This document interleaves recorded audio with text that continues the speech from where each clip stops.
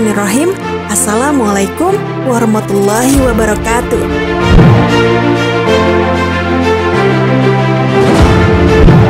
Sahabat Muslim, Ja'far bin Abu Thalib radhiyallahu anhu adalah sahabat yang diberi gelar sebagai orang yang memiliki dua sayap di surga.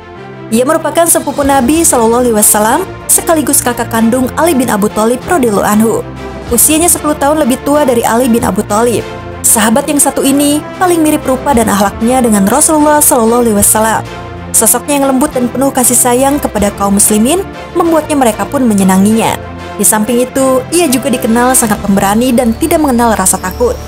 Masuk Islamnya Ja'far bin Abu Thalib beserta istrinya berkat jasa Abu Bakar radhiyallahu anhu. Mereka memeluk Islam di masa-masa awal dakwah Islam, yaitu sebelum Rasulullah memasuki Darul Arqam. Lantas, bagaimanakah kisah dari sahabat yang mulia ini? Ja'far bin Abu Thalib radhiyallahu anhu, sepupu Nabi SAW yang dijuluki Zuljanahain, yang artinya pemilik dua sayap di surga. Simak terus video ini, namun sebelum lanjut ke videonya silahkan tekan tombol subscribe dan tombol lonceng di bawah ini sebagai bentuk dukungan kalian agar channel ini tetap terus menyebarkan informasi seputar Islam. Dan terima kasih untuk yang sudah subscribe.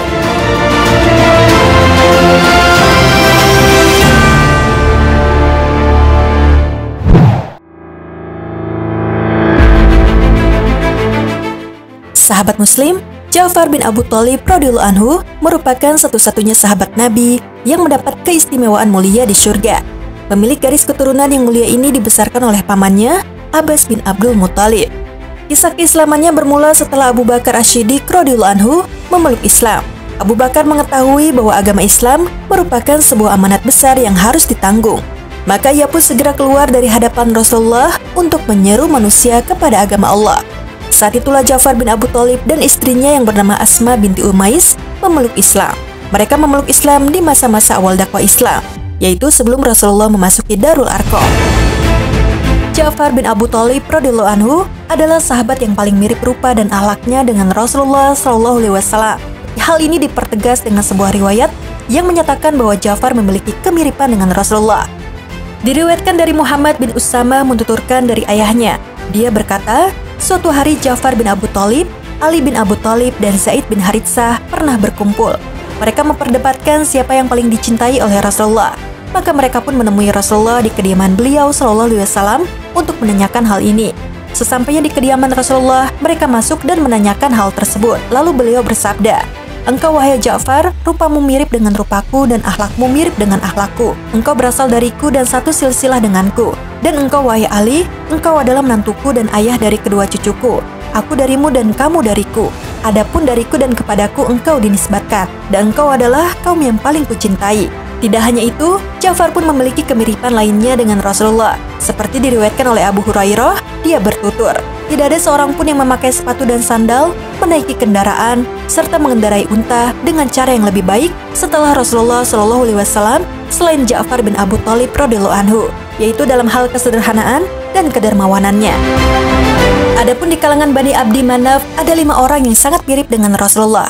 Mereka adalah Abu Sufyan bin Harits bin Abdul Muthalib, Utsam bin Abbas bin Abdul Muthalib, Sa'ib bin Ubaid bin Abdi Yazid bin Hisham, Hasan bin Ali, cucu Rasulullah, dan Ja'far bin Abu Thalib.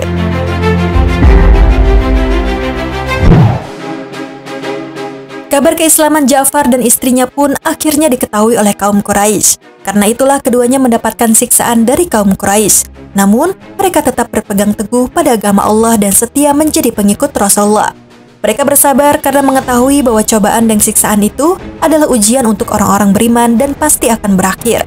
Rasulullah SAW menyaksikan para sahabatnya disiksa. Namun, beliau sendiri tidak kuasa untuk menolong mereka. Melihat keadaan ini, beliau pun berkata kepada kaum muslimin, "Jika bersedia, kalian boleh keluar menuju Habasyah, karena di sana ada seorang raja yang tidak menzalimi orang yang berada bersamanya. Kalian akan tetap berada di sana sampai Allah memberikan solusi terhadap kondisi kalian sekarang ini." Maka akhirnya para sahabat pun berhijrah ke Habasyah karena semakin gencarnya siksaan dari kaum Quraisy. Mereka lari kepada Allah demi menyelamatkan agama mereka. Inilah hijrah yang pertama dalam Islam. Setelah orang-orang kafir Quraisy mengetahui kaum muslimin hidup dengan aman dan tentram di negeri Habasyah, mereka pun bermusyawarah untuk mengutus kepada Raja Najasyi 2 orang laki-laki Quraisy yang lihai bernegosiasi. Tugas kedua utusan ini adalah berunding dengan Raja Najasyi agar mengekstradisi kaum muslimin dari Habasyah. negeri yang telah mereka tinggali dengan mendapatkan jaminan keamanan. Dan jika mereka berhasil dipulangkan ke Mekah, kaum kafir Quraisy dapat kembali menyiksa dan memaksa mereka untuk memeluk agama nenek moyang mereka. Kedua utusan tersebut adalah Abdullah bin Abu Rabi'ah dan Amr bin Al-Ash bin Wa'il. Kemudian mereka mengumpulkan hadiah yang akan diserahkan kepada Najasyi dan pembesar-pembesarnya yang jarang ditemukan. Salah satu hadiah yang istimewa itu adalah bahan-bahan dari kulit. Mereka membawa kulit yang banyak untuk diberikan kepada Raja Najasyi, dan mereka tidak meninggalkan satu pembesar pun, melainkan diberi hadiah. Kedua utusan tersebut akhirnya bertemu dengan Raja Najasyi dan menyampaikan tujuannya datang bertemu dengan sang raja. Setelah menjelaskan apa yang mereka inginkan, Raja Najasyi tidak serta-merta mempercayai apa yang dikatakan kedua orang tersebut. Maka ia menyuruh untuk mendatangkan salah seorang sahabat perihal untuk menjelaskan kenapa para sahabat berhijrah ke Habasyah. Lalu Ja'far bin Abu Thalib pun menghadap sang raja.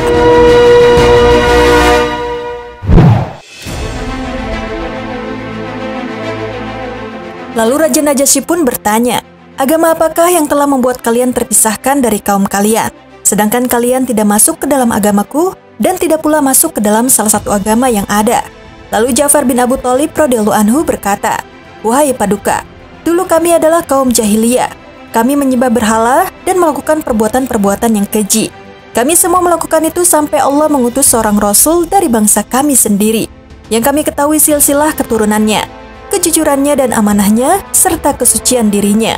Beliau menyeru kami kepada Allah untuk mengesahkannya dan beribadah hanya kepadanya, serta meninggalkan semua yang dahulu kami dan nenek moyang kami sembah selainnya, berupa batu dan berhala." Kemudian Raja Najasyi bertanya kepada Ja'far, "Apakah kamu membawa sesuatu dari apa yang dibawa nabimu dari Allah?" Ja'far menjawab, "Ya, ada." Najasyi berkata lagi, "Bacakanlah kepadaku." Kemudian Ja'far membacakan di hadapan sang raja ayat-ayat permulaan surah Maryam ayat 1.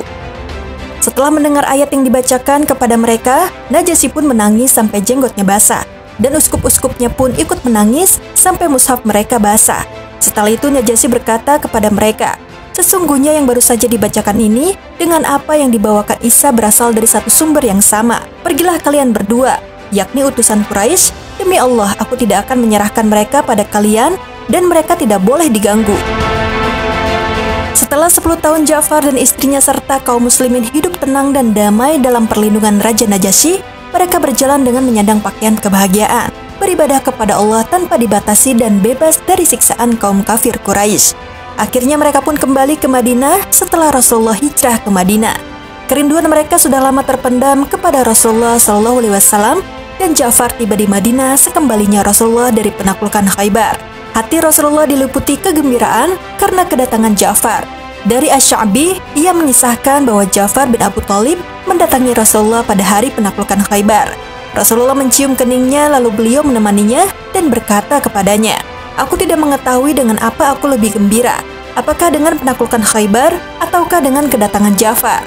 Kepulangan Ja'far dari Habasyah membuat orang-orang miskin gembira. Demikian pula Rasulullah SAW, beliau pun merasa senang dengan kepulangannya. Pasalnya, Ja'far adalah seorang yang paling mengasihi kaum fakir miskin.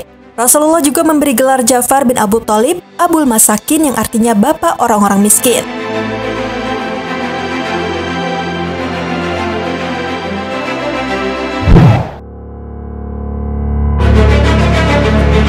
Pada perang Mut'ah yang terjadi pada bulan Jumadil Ula tahun ke-8 Hijriah, Rasulullah mengangkat Zaid bin Haritsah sebagai pemimpin mereka seraya bersabda, "Jika Zaid terbunuh, maka Ja'far bin Abu Thalib yang memimpin pasukan.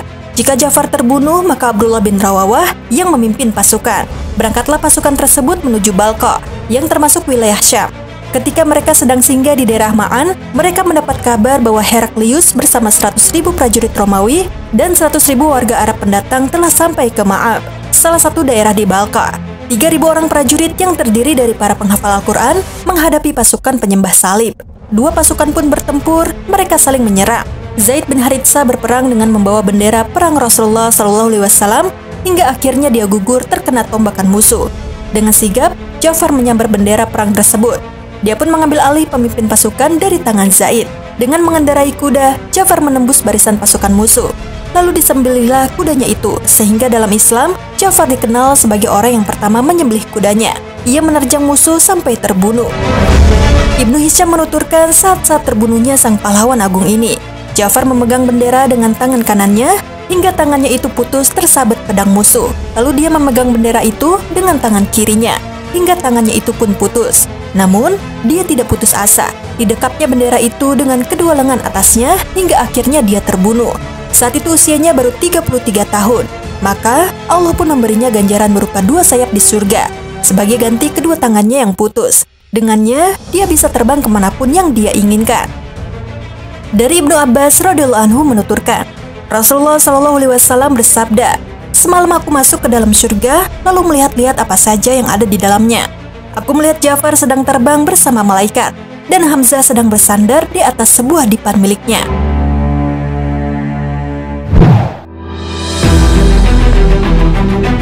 Kabar meninggalnya Ja'far bin Abu Thalib disampaikan langsung oleh Rasulullah kepada istri Ja'far.